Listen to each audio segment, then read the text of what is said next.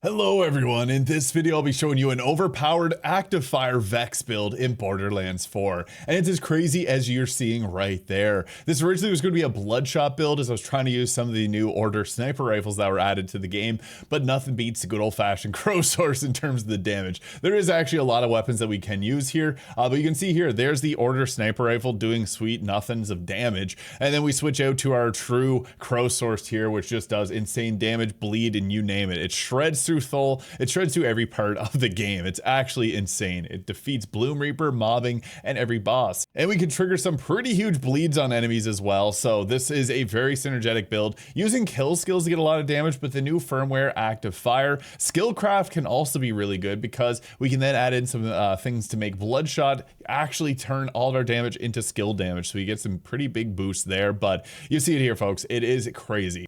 And it just rips through everything in this game. The nice thing is, pearlescent weapons can swap damage types, so you can deal with Subjugator pretty easily. Full obviously being the easy one to deal with because he doesn't have the elemental eating effects, but you see it here. We can clear this phase in literally seconds. It is absurd how powerful this is and really, really fun to play. You can use a lot of different weapons, but the Crow Source is just one of the best order to take advantage of the new firmware. And if you haven't grabbed active fire here yet, firing a charged weapon within 0.5 seconds of reaching a full charge increases the damage dealt by 100%. Which gives some pretty gnarly bleeds here. And I did post a build previously where we went with reverberations, which is pretty insane. You have to use the mantra for this, but we're looking to use different types of order weapons here. You can mess around, do some different things with like Bloodshot here, with like Hemorrhage if you wanted to, the Complex Root, and even the Affinity XXX, the Stray. Like there's a lot of really powerful weapons, and the target marker here makes this even quicker, making the target take 35% more damage, scaling up our bleeds even further. And what's fun about this is you can use Skillcraft as well, so if you farmed for that, you don't have to go all in on active fire, despite it being very powerful, as you guys saw there.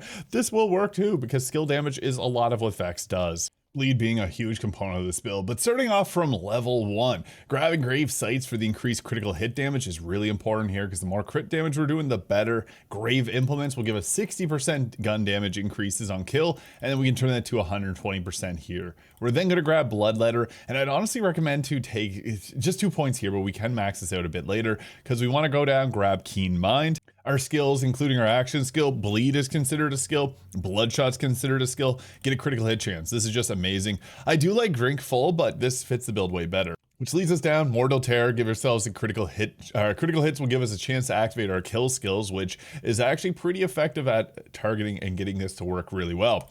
We're then going to max out Bloodletter at this point. It's just one of the best skills that Vex has, especially if you have heavy hitting damage weapons like we do with the Crow Source, or even in sniper rifles can do some pretty crazy stuff. Afterwards, Ars Arcana here gives ourselves increased skill damage again. This is going to scale up everything that we're doing, and it's very powerful. We're also going to grab Essence Leech, is going to give us lifesteal, and when our active skill is active, this gives us 20% more lifesteal. It's huge. We basically will want to get into our action skill as much as possible. We only need to go into it twice during the fight, and it's crazy how much we get out of this. We'll also grab Blood is Power. This gives us bonus kinetic damage with guns based on our current lifesteal when our health is full. This gives 300% base on our lifesteal amount. So yeah, you want to basically have your health full at all times, but that's not really much of a worry, and I'll show you why in the combat section. We're going to take a single point of Guns and Needles. This is a kill skill which can get activated from Mortal Terror, giving us our Repkit back so that we can get into the Incarnate using our Specializations. Afterwards, coming into the red skill tree is nice because Enhancement here gives ourselves bonus kinetic damage with guns while our skill is active. What's nice is that bonus damage does take our Grave Implements increases to damage, so that's pretty huge. This is where things get a little crazy. Now there's two choices. Grave Sustenance is a kill skill given missing action skill duration, so you can stay in Incarnate longer. That's not much of a worry. We're going to actually grab Blood is Magic. When we're at full health, we get 70% extra skill damage. Again, we have a lot of skill damage. We're taking advantage of this to its fullest. We're also going to grab the Mourning here. This gives ourselves increased effectiveness on our kill skills, which is also going to impact our Grave Thirst here. It's pretty insane. Now for the final 2 points, there's a few options. Personally, I like to go with Phase Pocket. This actually will extend our ammunition just enough that we can use Witchy Trigger Finger, which we'll talk about augments in a second, to extend and give ourselves infinite ammo. It is really powerful. So for augments, as mentioned, Witchy Trigger Finger, this just got nerfed. It used to actually work with Great Power to give 6 stacks of gun damage increases, but even just 3 is more than enough because you saw it there. We can like literally just tear through a subjugator in full easily. Dealing damage with Eldritch Blast or the phase explosion will refill an ammunition and grant a stack of Witchy Trigger Finger. So if you pop this right at the start, you're getting a 15% boost to your gun damage because there's enemies right outside Subjugator and Full's area. Also, the stack duration lasts for 15. Very ominous, but it means 15 seconds.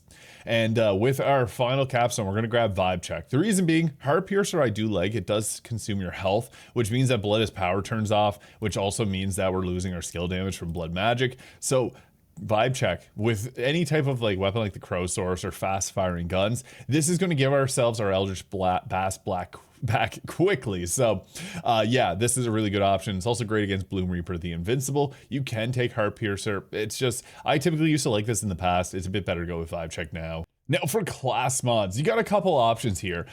Teen Witch or Teen Witch. No, there's Teen Witch, and I was experimenting a lot with the Undead Eye, getting this with the +5 into Bloodshot. The only problem with Bloodshot, as much as I like it, I was experimenting with a single point in here because this turns our damage into kinetic damage, which we typically want to elemental match whenever we're looking at Ultimate Vault Hunter 7 content. But a nice option if you want to go with something different is you can take a point of a phase pocket and put those into Bloodshot and then spam Repkits to get your extra gun damage off on that. It's nice, but it does fall off in terms of effectiveness. It was a bit better when we were at like Ultimate Vault Hunter 5. Still good option though, and I did experiment around. If you guys want to see an Undead Eye build, let me know. It just doesn't really keep up as much as this one does. That's due to us not having really great sniper rifles that can do crazy amounts of damage like the Crow Source does. But I like one with an assault rifle damage increase. If you can find that, it's just going to complement the Crow Source that much more. This is a full min-max build, so what you saw there, you don't need everything min-max, just want to make that clear. So yeah, you can go with that. The ideal role, I've messed around with a variety of different roles. Like you can see there, some of them have Corporeal, which gives you increased maximum overshield, so that is nice. It also gives you increased damage dealt.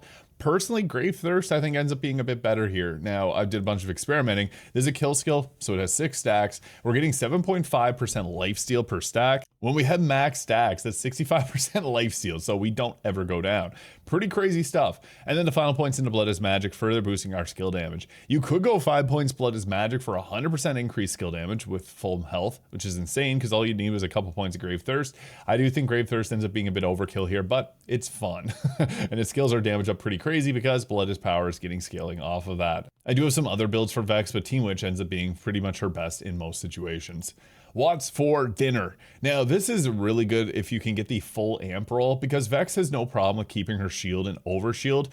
Most characters don't have great ability to do that as well as she does, so we're taking advantage of that with a What's for dinner that has full bonus 150% gun damage. This is pretty insane. And you're going to see how we're able to like almost one-shot things if you're really lucky because you can use amps and further amping things up. It is absurd. This is, again, fully min-max, so Watch for Dinner is amazing. Super Soldier can work well, too, if you're using a few different weapons. Increased fire rate is always nice. I did try the Timekeeper's new shield. This was, again, another thing that was good at level 50. I just did a video where I broke down the top 5 best shields. You can check that out as well if you'd like. But if you're mobbing, Fireworks works great as well. And even Cinder Shelly.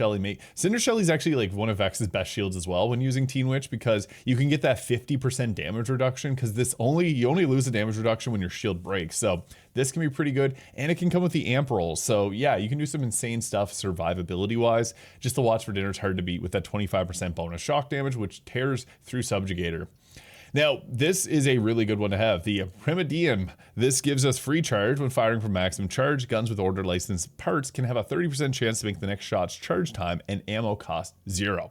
It's crazy because then you get that full charge, you got the damage going scaled all the way. It's crazy good. And this is insane with all the different order weapons that are previously not thought to be amazing, but Crow Source is just so crazy. Also, Power Shot. Guns with order licensed parts get 30% damage when firing from maximum charge. This is where we're getting our insane bleeds from because we're trying to scale up our damage as much as possible. I also have the gun critical hit damage and assault rifle damage. If you really want to min-max this, I think gun damage ends up being a bit better, but I like crit damage because we can force crits with the Vivisecting Throwing Knife. This is just one of Vex's. Anytime you're using kill skills on Vex, you want to trigger your kill skills. This is an easy way to do that. On other builds, the Slippy works really great, but in this situation, we're kind of wanting to use this in pretty much every single situation. If you have a level 1 crit knife, that's fine. It doesn't need to be a high level one. It doesn't really do any damage. It's the crit damage and the increasing the damage dealt to that enemy that we're looking for. Now, I really like the triple bypass with Amp here. Now, I've experimented with a lot of other ones, but even Leech 30%, we don't need Leech when we have kills. Like, we have so much oversteal, shield steal, it's insane. The triple bypass with the Amp gives 200% extra damage. So in total, with our active fire, that's 100% extra damage, 200% extra damage, 30% extra damage, and then life steal giving ourselves extra damage. This gives 25% shock damage and 150% amp damage. So we're maxing out our damage as much as humanly possible. This just is, again, you don't need every single roll here. I'm just showing the best possible scenario to get you that platinum time, but you don't even need this. I've posted builds earlier where I didn't have anything really min-max and it was still fine enough to get that platinum time. But active fire is really the start of the show here. Again, you can roll with Skillcraft, and even if you want to, you can use High Caliber 3. It's something I've used for a lot of my builds because I love High Caliber. It's just really fun having piercing. But active fire, this is the new kid on the block. Charge weapon 0.5 gives 100% extra damage. So again, it's just scaling everything up for giving us huge bleeds. Skillcraft is the other good one. Skill damage increases by 15%. Our bleeds are skills, and it gives a critical hit chance, which is further boosted because we already have a 15% chance from Keen Mind. So that's 25% crit chance on our skill damage. Pretty silly. But yeah, you can swap these around. You can use 3 high caliber, 2 Deadeye if you wanted to. These would be the 4 best firmware. Now weapons. This is the God rolled crow sword, so I do acknowledge this thing takes forever to farm. There is a nice thing about this though, is that with a different crow source, the lower DPS is deceiving. It's not always a bad thing. If you see that fire rate in 9.3, anything above that is going to be really good. I don't think I have, no, 9.9 is the highest that I have. I have some that are 10.5, that's the fastest. That means it gives it even faster charge time, which means you can shoot off more of these rounds quickly. And with Witchy Triggerfinger, you do a lot of damage no matter what this is. Now, this obviously is a weapon from the DLC, and if you don't have the DLC, that's okay, because there's free weapons like the Mantra, which we can use a specialization to give ourselves further damage. Although I would recommend checking out my blue Vex build that'll have linked in the comments if you want to use this weapon. It has just an easy time clearing this boss. If you're going for a Bloodshot build, the Bod still ends up being a pretty solid choice. The Torg Impact version of this still has the 500% gun damage scaling, so it can be pretty insane as well. Dullahan with a spread launcher, you can do some groundbreaker stuff with that. Every build can. I'm also a fan of the Constable. It is a little bit harder to use, but the Dark Beast is another fantastic one with the Jacob's roll. You can also get it with Ripper, and it does some pretty crazy stuff. This is like my favorite weapon for Bloom Reaper. The new Juliet Sparkle here is a very powerful weapon. This comes with a different ammo swapper. I like the shotgun one, and it comes with 2 elements, which is obviously really great for this boss fight in particular, and it has a chance for shards to fall on the enemy. This is a really powerful weapon I'd highly recommend using. One of the best though, Stray. The Stray is just so good, especially if you can find the target marker. The target marker will actually give us even further damage because it gives 35% extra damage. I'll actually throw this on and show you guys what that looks like, because you can even just equip it for the underbarrel. Any of the Ripper ones will come with this alt fire that has that crazy scaling. The Hemorrhage is also a really good one. You can get Jacobs and Ripper on it, and the Bipod. It's a pretty good one. This is from the DLC as well.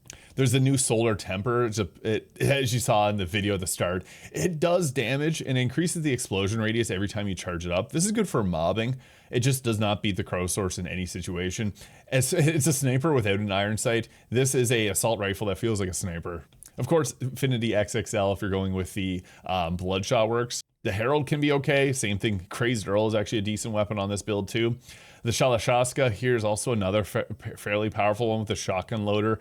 Can do some crazy stuff. Wombo Combo for any type of vile crystals. And the GMR, this thing doesn't actually count properly for this though, but it's still a fun weapon. And one of my favorites for Vex, the Bonnie and Clyde. This, you basically want to take out an enemy with a shotgun, swap to the assault rifle. The enemies in this arena are pretty hard to take out, so this is one that I wouldn't fully recommend against Subjugator and Thole, but for pretty much every other boss, it is fantastic. Which takes us to our specializations. One that I really like on this setup is Contamination. We're doing lots of crits. This increases our status effect application chance. So bleeds, go crazy with this because you can get 100% extra chance to apply a status, meaning our bleeds are, again, going crazy. Really, this gives ourselves 50% extra gun damage. Every little bit counts, even though we're doing some pretty crazy numbers anyway. Now with caffeine, we'll give ourselves a 25% reduction on our cooldown. These two are like a necessary one, I'd say, because we want to get interaction skill as much as possible, because that is how we're getting a 35% or 37.5% bonus damage. So it's good. Definitely take it. And I'm a gun will then give our action skill damage increases from our gun damage. So that is good as well. Compounding afflictions can work too, increasing the damage the enemy takes by every status effect that we apply. And we can actually apply a lot of status effects with this. As mentioned, if you want to run the mantra, Bare Arms works great. And if you want to do spread launches or any of that silly stuff, the Groundbreaker can work great. And actually this works decently well. I wish we could get higher specs easily on this setup, but that's a ranged way to activate it. It's fun. And I'll show you this live, how you can do this. It's crazy. So basically we want to jump in here, hit him with that so that we get our witchy trigger finger first stack going. And then boom, we got our first amount of damage going, second, and then the bleeds start rolling. They'll start popping off here, and then we can go ahead with that and then blast away. Yeah, it only takes like 3 or 4 bursts with this particular setup. Now, you can swap out and use a different type of weapon for this here, like whenever Subjugator pops out here. Corrosive swapping is going to help out a lot, but even if you're using the Crow Source here, you don't even have to do that. You can just literally just blast away with it, and even just using the shock version is fine, because it's going to change it into just regular old kinetic damage, and just delete Subjugate or Thol real quick and easy. I don't even have my action skill, and I don't even care about that, because our damage is so good. And then whenever we get to this, bring out your fire version. And again, you don't need the God roll for this, but it does give it a big boost to the overall damage. Even the fast firing ones are pretty fun. And then circle strafe and dodge to the side like that. You've seen it there. It clears the faces so fast. And then for this phase here, pop this and then toss out your knives and start throwing away and just start blasting. Do this within 0.5 seconds and then you do some crazy damage here, and you see it there. It is absurdly powerful and it gets rid of the Thol so fast. It's just, it feels, it's obscene. Crazy high damage. It's fun to use, and you can use other weapons, but the Crow Source just ends up being the best. Oh, I didn't kill him. I thought I did. Oops. But yeah, you can even mess up and still get platinum no time at all. Ooh, that was a good roll. So yeah, that is one of the most powerful Vex builds going right now. Check out the blue skill tree too, because Reverberations is also quite powerful. But let me know your thoughts in the comments, hit the subscribe button below, and we'll catch you in the next one.